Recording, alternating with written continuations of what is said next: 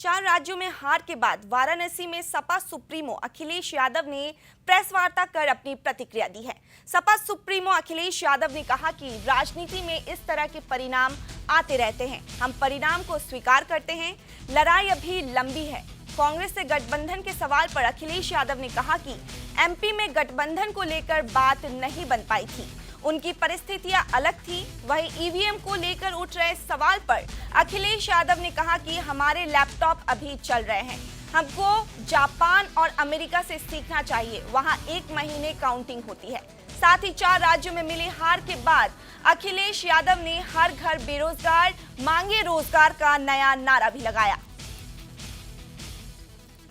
कि जिस समय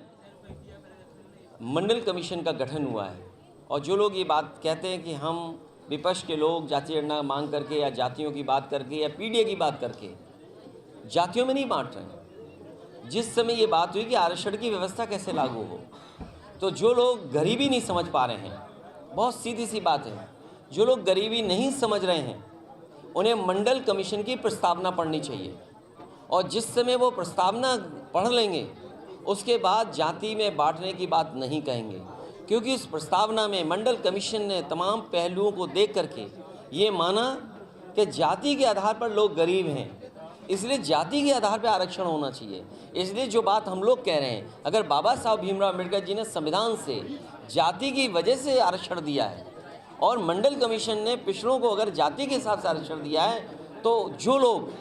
ये बात कह रहे हैं कि हम जातियों में बांट रहे हैं, और हम पत्रकार साथियों से भी कहेंगे कि आप भी मंडल कमीशन की प्रस्तावना पढ़िए, उन्होंने जात के आधार पर गरीब माना है। इसलिए जो लोग ये कह रहे हैं उन्होंने संविधान और मंडल कमीशन की बातें नहीं पढ़ी हैं, वो पिछड़े विरोधी हैं, दलित